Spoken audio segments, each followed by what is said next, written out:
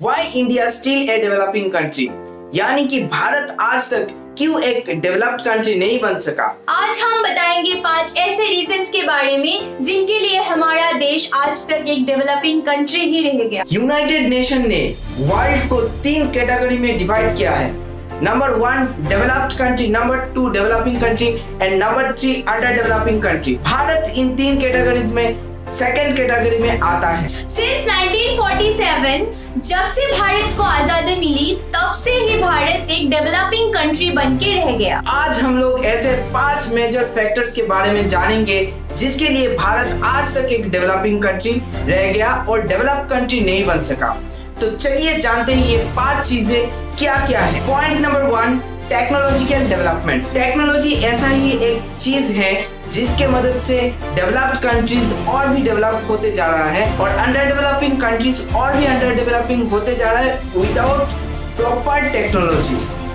Technology development में India बहुत try कर रहा है आगे बढ़ने के लिए, लेकिन इसके बाद भी इंडिया का टेक्नोलॉजी उतना ज्यादा ग्रो नहीं कर रहा है जैसे कि जापान, जर्मनी, यूएसए और डेवलप कंट्रीज कर रहे हैं। टेक्नोलॉजिकल डेवलपमेंट हम लोगों को एक काम को एफिशिएंटली करने में मदद करता है और प्रॉपर एडिक्वेट प्रोडक्शन में हेल्प करता है, जिसके मदद से पूरे विश्व में हम लोग एक्सपोर्ट का बिजनेस भी कर सकते थे। लेकिन हम लोगों के देश में इतना भी ज्यादा टेक्नोलॉजी का डेवलपमेंट नहीं हुआ जैसा डेवलपमेंट जापान, जर्मनी और यूएसए में हुआ था। Point number 2, under development of industrialisation. हम अगर दूसरे देशों से कंपेयर करें तो हम देखेंगे कि हमारे देश में इंडस्ट्री बहुत कम है। मतलब हमारे देश के जो यूथ है वो इंडस्ट्रियलाइजेशन के लिए इतना नहीं सोच रहे, वो ध्यान ही नहीं दे रहे इस टॉपिक पे।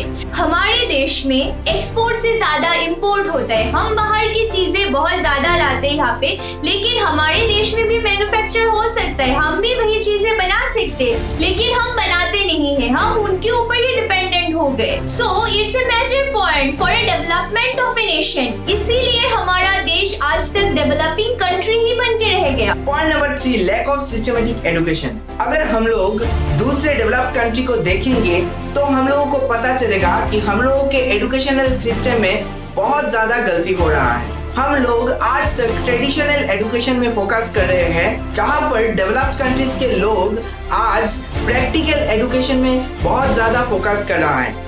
यानी कि हम लोगों को प्रैक्टिकल एजुकेशन ज्यादा लाना पड़ेगा हम लोगों के स्टडीज में और हम लोगों के एजुकेशन सिस्टम में, ताकि एक इंसान एलिमेंट्री लेवल से जब तक एडवांस लेवल में जाएगा उसके पास एडिक्वेट नॉलेज होगा प्रैक्टिकल फील्ड में। इसीलिए हम लोगों के देश में सिस्टमेटिक एजुकेशन लाना बहुत ज्यादा जरूरी है। गवर्नमेंट ऑफ इंडिया बहुत ज्यादा ट्राई कर रहा है इस चीज में कि हम लोगों के एजुकेशन सिस्टम को बदला जाए। गवर्नमेंट के साथ हम लोगों को एकजुट होकर काम करना पड़ेगा ताकि गवर्नमेंट और पीपल मिलके हम लोगों के एजुकेशनल सिस्टम को चेंज कर सके। Point number 4, job seekers. हमारे देश में जॉब सीकर्स बहुत ज्यादा है। सब लोग जॉब करना चाहते हैं, सब लोग सिक्योरिटी चाहते हैं, लेकिन किसी को तो बिजनेस करने के लिए सोचना पड़ेगा ना। कोई अगर बिजनेस करेगा तभी तो जॉब आएगा, कोई अगर इंडस्ट्री नहीं बनाएगा तो जॉब कहाँ से मिलेगा। तो इस माइंड सेटअप को हमको चेंज करना पड़ेगा। जैसे कि हम आर्ट्स लेकर पढ़ते हैं, साइंस लेकर पढ़ते हैं, कॉमर्स लेकर पढ़ते हैं। कॉमर्स भी पूरा बिजनेस रिलेटेड है, लेकिन कॉमर्स के जो स्टूडेंट होते हैं वो भी क्या करते हैं, सब लोग जॉब के पीछे भागते हैं। कोई सोचता ही नहीं कि हम बिजनेस भी कर सकते हैं, कोई नया स्टार्टअप करने के लिए नहीं सोचता। सब सोचते हैं कि यहाँ पे जो है हमें वहाँ पे एक जॉब चाहिए, बस हमें एक सिक्योरिटी चाहिए तो तब हम सेटल्ड। लोग सक्सेसफुल का मतलब ही समझते हैं एक अच्छा सा जॉब मिल जाए बस हो गया। तो बिजनेस भी हम ऐसे ही नहीं कर सकते। बिजनेस करने के लिए हमें कुछ सीखना पड़ेगा। जैसे कि डॉक्टर विवेक बिंद्रा का एवरीथिंग अबाउट एंटरप्रेन्योरशिप एक कोर्स है, वो आप लोग कर सकते हैं। कम से कम पैसे में बहुत सारा कोर्सेज आप लोग कर सकते हैं फ्री में। तो उससे आप सीख सकते हैं कैसे हम एक नया स्टार्टअप कर सकते, तो उससे कैसे हम एक सक्सेसफुल इंसान बन सकते हैं जीरो से हीरो। पॉइंट नंबर 5, पुल पीपल बैक।